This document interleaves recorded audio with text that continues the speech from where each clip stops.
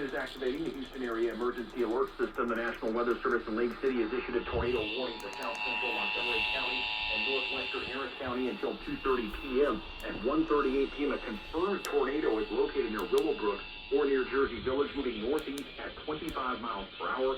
Weather spotters confirmed the tornado expected to impact areas including not just Willowbrook, but Jersey Village, the Woodlands, as well as Shenandoah and Tomball.